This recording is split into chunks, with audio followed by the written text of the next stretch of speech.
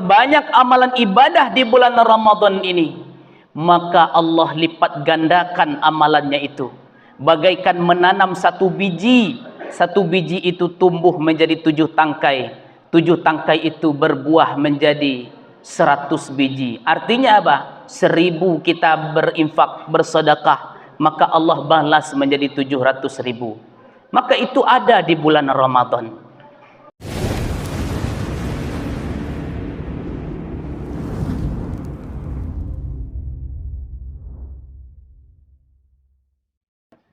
Bismillahirrahmanirrahim. Assalamualaikum warahmatullahi wabarakatuh.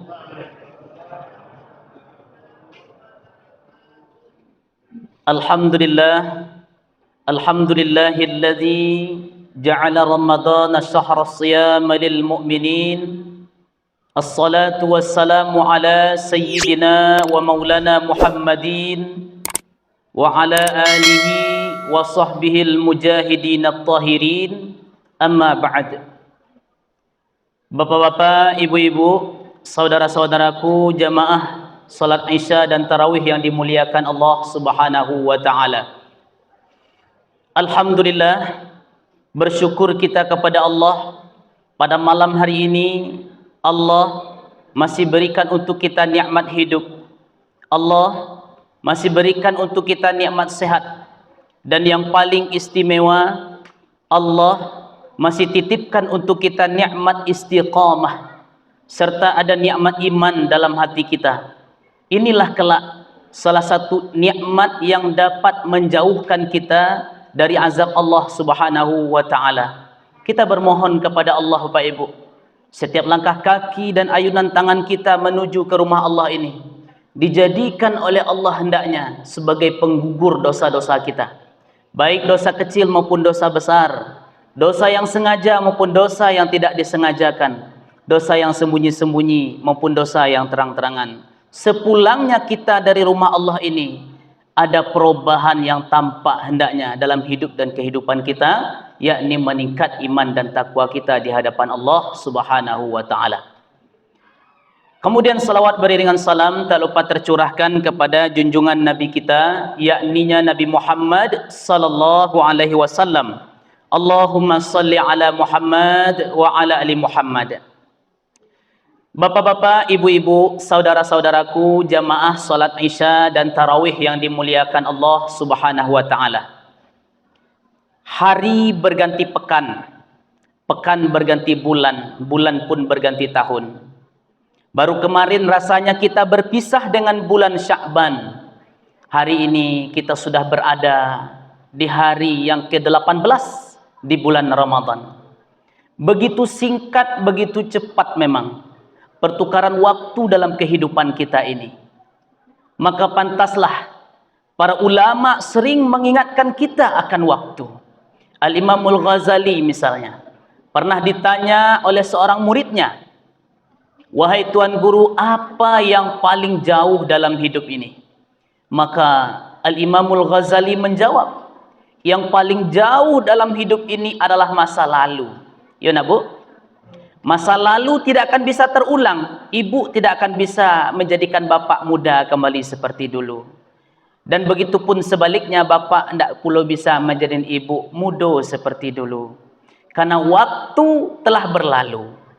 Waktu tidak akan bisa terulang walaupun 1 menit bahkan 1 detik. Maka sejatinya kita hidup di dunia ini hanyalah menunggu waktunya. Karena di setiap kita sudah ditakdirkan oleh Allah waktunya. Nahnu qaddarna bainakumul maut.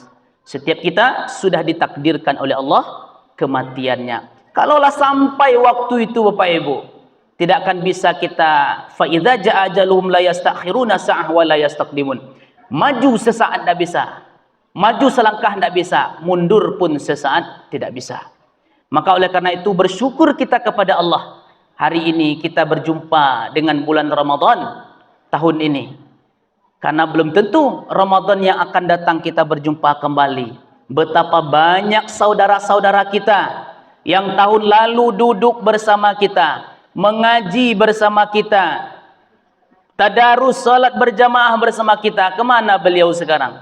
Sudah dipanggil oleh Allah Subhanahu wa taala.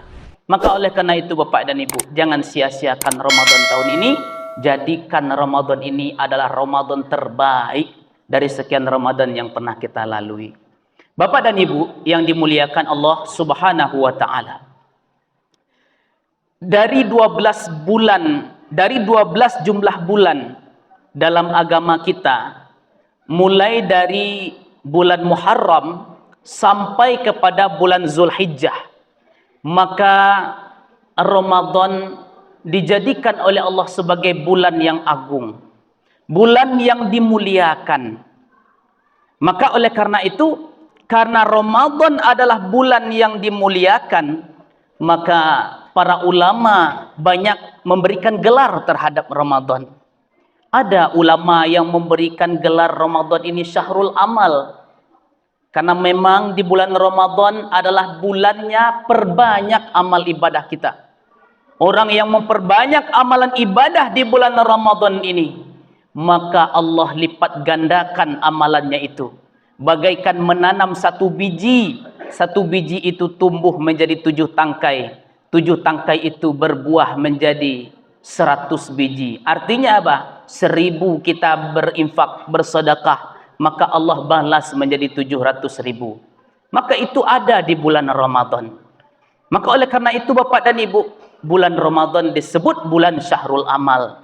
Maka dengan adanya perbanyak Allah melipat gandakan amalan kita di bulan Ramadan ini, maka ada satu hadis, walaupun hadis ini kualitasnya dhaif, tapi setidaknya hadis ini bisa memotivasi kita untuk betul-betul semangat menunaikan ibadah Ramadan ini. Apa bunyi hadisnya? Diriwayatkan oleh Tabrani, la tamannat ummati ma fi Ramadan, andaikan umat manusia itu mengetahui akan keutamaan Ramadan itu, la tamannat ummati an takuna sanatu kullaha Ramadan. Ini akan berharap setahun penuh itu Ramadan saja, Pak. Ini kalau orang yang mengetahui bagaimana istimewanya Ramadan. Kemudian yang kedua, ada ulama yang menyebutkan Ramadan ini adalah bulannya pendidikan, bulan syahrut tarbiyah.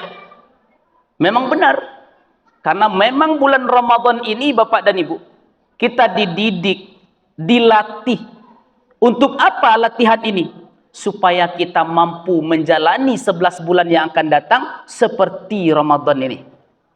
Makanya salah satu tolak ukur suksesnya Ramadan seorang hamba, maka bagaimana dia 11 bulan yang akan datang.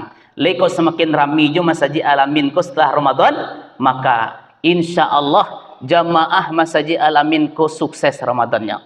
Tapi sebaliknya, jamaah kita di Masjid Al-Amin ko setelah Ramadan langang balik. Ada imam surang, 2 orang pengurus, tambah ibu 3 orang. Berarti Ramadannya belum sukses. Al-Quran tinggal Al-Quran, solat sunnah tinggal solat sunnah, tidak ada dikerjakan lagi. Maka orang yang seperti ini disebut orang yang merugi dan tidak bermakna Ramadannya dalam kehidupan. Bapak dan Ibu, Ramadan adalah bulan tarbiyah, bulan pendidikan bagi kita. Apa yang dididik oleh Allah pada bulan Ramadan ini? Salah satunya adalah bagaimana kita dididik disiplin dan qanaah. Inilah pusat kajian kita pada malam hari ini Bapak dan Ibu. Seperti judul yang diamanahkan oleh pengurus, yaitu bagaimana puasa menjadi kita disiplin dan qanaah dalam kehidupan kita. Bapak dan Ibu yang dimuliakan Allah Subhanahu wa taala, Islam sangat memperhatikan kedisiplinan. Islam sangat memperhatikan kedisiplinan. Saking semangatnya, saking begitu Islam memperhatikan kedisiplinan, bahwa setiap waktu-waktu ibadah kita itu semuanya diatur oleh Allah. Mulai itu ibadah sunnah, ibadah wajib, semuanya diatur oleh Allah. Makanya kalau kita bercerita disiplin, orang Islam ini ketika mengikuti ajaran Islam, maka seharusnya orang Islam ini adalah umat manusia di dunia ini adalah umat manusia yang paling disiplin. Kenapa? Karena diajarkan oleh Allah untuk disiplin. Baik itu disiplin dengan waktu kita, baik itu disiplin dengan ibadah kita. Yang pertama, disiplin dengan waktu. Kita lihat Bapak dan Ibu, ada sebuah firman Allah dalam Al-Quran surah Al-Baqarah ayat 187. Allah berfirman, A'udzubillahi minasyaitonirrajim, Bismillahirrahmanirrahim. Wa kulu washrabu hatta yatabayyana lakumul khaytul abyad minal khaytil aswad minal fajr thumma atimmus siyam ilal lail. Artinya apa? Allah mengatur kita makan dan minum di bulan puasa. Kemudian kata Allah, sampai kamu bisa melihat bedanya antara benang putih dan benang hitam, yaitu waktu fajar. Lalu kita menahan. Kemudian berbukalah, sempurnakan puasamu sampai pada malam harinya. Ini tentang waktu. Allah atur waktu kita di bulan Ramadan ini, mulai menahannya sampai kepada kita melepaskan buka kita, berbuka kita, maka itu semua diatur oleh Allah. Allah yang mendidik kita, Bu. Di bulan Ramadan ini Allah yang mendidik kita.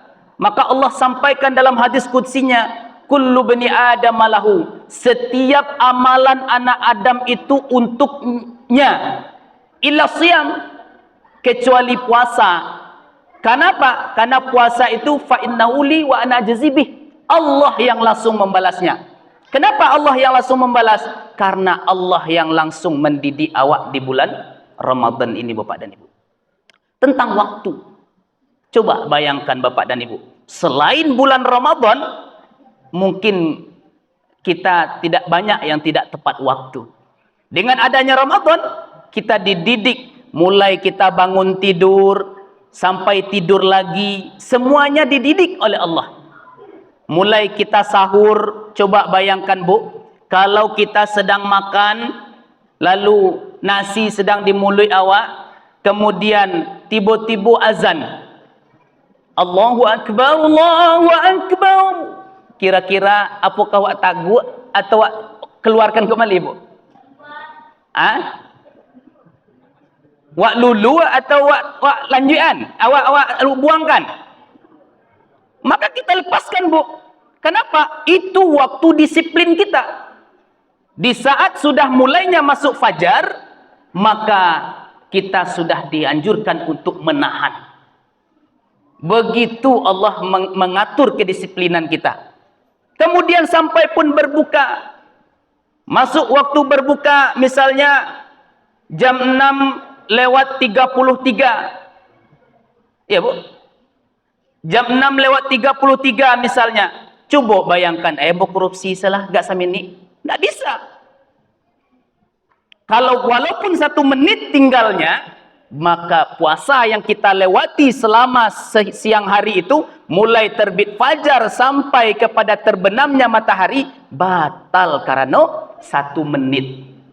Ini tentang disiplin waktu. Bayangkan Bapak dan Ibu, andaikan Ramadan ini mampu sukses mendidik kita di bulan Ramadan ini, sukses puasa kita di bulan Ramadan, mungkin barangkali tidak ada lagi karyawan yang telat masuk kantor, Pak. Kenapa? Karena sudah dididik di bulan Ramadan. Mungkin tidak ada lagi orang yang telat ibadahnya. Kenapa? Karena sudah dididik di bulan Ramadan. Tidak ada lagi waktu zuhur itu jam 4. Tidak ada lagi waktu asar itu jam 6. Kan ada jemaah awak yang solatnya jam 6, asarnya, zuhurnya solat jam 4. Tidak tepat waktu. Inilah fungsi Ramadan. Puasa kita di bulan Ramadan ini melatih waktu kita agar waktu kita disiplin. Yang kedua, bulan Ramadan, berpuasa Ramadan, kita melatih ibadah kita supaya disiplin. Karena ibadah yang tidak disiplin itu tidak diterima oleh Allah. Coba bayangkan Bapak dan Ibu, kita rukuk, sujud, solat begitu khusyuknya, tetapi solat kita tidak diawali dengan wudhu, kira-kira solat sah apa, Bu? Tidak. Ini disiplin dalam beribadah. Allah juga mengatur itu. Nah, inilah fungsinya puasa bagi kita, supaya jiwa kita yang suka lalai ini, jiwa kita yang suka tidak mau mengikuti waktu yang ditetapkan oleh Allah ini, agar setelah Ramadan ini betul-betul kita disiplin, Bapak dan Ibu yang dimuliakan Allah. Maka pantaslah Allah begitu banyak sumpahnya dalam Al-Quran itu demi waktu. Mulai dari waktu fajar, wal fajr, demi waktu fajar. Bergeser sedikit lagi, wadduha, demi waktu duha. Terus sampai asarnya, wan nahar, demi waktu siang. Sampai sorenya, wal asr, demi waktu asar. Dan bahkan malam pun Allah bersumpah demi waktu. Pertanyaannya, kenapa Allah bersumpah demi waktu? Allah tahu, Bu, Pak. Kita ini manusia yang lalai. Kita ini manusia yang suka lupa. Allah ingatkan itu lewat firman-Nya. Setiap surat itu, ada beberapa surat dalam Al-Quran itu, yang seperti kita sebutkan tadi, itu adalah sumpah Allah. Artinya apa? Suruh kita betul-betul ingat akan waktu. Bapak dan Ibu yang dimuliakan Allah Subhanahu wa Ta'ala. Ini tentang kedisiplinan kita dalam beribadah dan mengingat waktu kita. Kemudian Ramadan juga melatih kita untuk hidup qanaah. Apa itu qanaah, Bu? Qanaah itu orang yang merasa cukup. Diberi kekayaan oleh Allah, cukup, ya. Diberi mobil oleh Allah, cukup, ya. Diberi tanah luas oleh Allah, cukup, ya, Bu. Itu cukup versi kita. Kalau cukup versi orang yang beriman gimana? Lebih diberikan oleh Allah cukup, dia bersyukur. Kurang diberikan oleh Allah, dia syukur, Bu. Cukup juga. Nah, ini qanaah. Mau lebih, mau kurang diberikan oleh Allah, tetap dia bersyukur kepada Allah Subhanahu wa Ta'ala. Maka inilah Bapak dan Ibu, Ramadan juga melatih kita supaya kita hidup berqanaah. Hidup yang terus merasa cukup. Karena Rasul mengatakan, orang yang merasa cukup dalam hidupnya itu, sama dia sudah seperti raja di dunia ini. Karena tidak ada kurangnya hidupnya. Dia pergi ketek-seketek dek Tuhan mereka, inilah bersyukur juga. Makanya oleh karena itu Bapak dan Ibu, sehingga kalau kita mengejar kehidupan dunia, maka calilah yang di atas atau bawah? Calik yang di bawah awak. Oh, kalau kita hari ini punya mobil, bersyukur kita. Tetangga sebelah masih punya motor. Kita hari ini punya motor, bersyukur kita. Tetangga sebelah masih punya sepeda. Kita punya sepeda, tetangga sebelah masih berjalan kaki.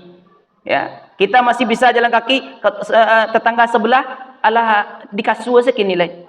Itu menambahkan rasa syukur kita kepada Allah.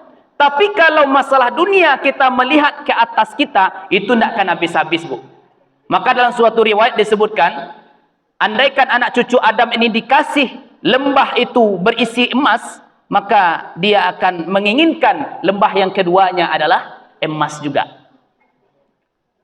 Maka kata almarhum Kiai Haji Zainuddin MZ, beliau mengatakan, kalau urusan dunia ini, kalau harta ini bagaikan minum air laut. Semakin diminum, semakin haus kita dibuatnya. Tidak semakin melepas dahaga kita. Maka prinsip qanaah dalam kehidupan kita, haruslah kita merasa cukup dalam hidup kita. Nah, bagaimana mewujudkan qanaah dalam hidup kita? Setidaknya ada 3 caranya, Bu. Mau tahu, Bu?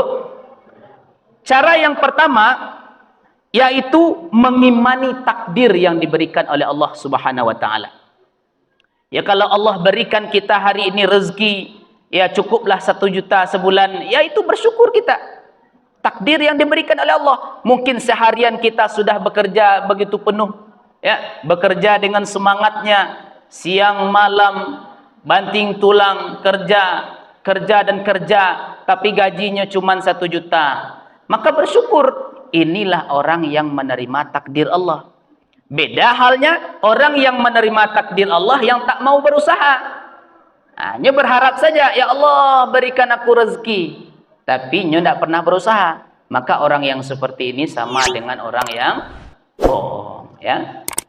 Maka oleh karena itu antara ikhtiar dan doa itu mesti seimbang, Bu. Kalau doa saja tidak berikhtiar, maka sama dengan bohong. Kalau ikhtiar saja tanpa doa, maka sama dengan sombong. Nah, itu. Jadi oleh karena itu, di samping kita berusaha, kita berdoa. Di samping kita berdoa, kita berusaha kepada Allah Subhanahu wa taala. Berusaha kita mencari nafkah, mencari penghidupan kita. Nah, inilah orang yang menerima takdir yang diberikan oleh Allah Subhanahu wa taala. Yang kedua, Bapak dan Ibu, kita selalu berbaik sangka kepada Allah. Terkadang, Bu, ya, banyak di antara kita ketika rezeki yang diberikan oleh Allah ini kok sedikit terus rezeki yang diberikan. Kenapa hari ini saya sudah berusaha semaksimal mungkin tapi kok segini baru dapatnya? Allah ini merasa tidak adil ini. Tidak adil Allah kepada saya. Maka ungkapan-ungkapan seperti itu yang tidak dibenarkan dalam agama kita. Karena kita dianjurkan untuk berhusnuzon kepada Allah. Karena di setiap kita itu sudah ditakdirkan pula rezekinya, Pak Ibu.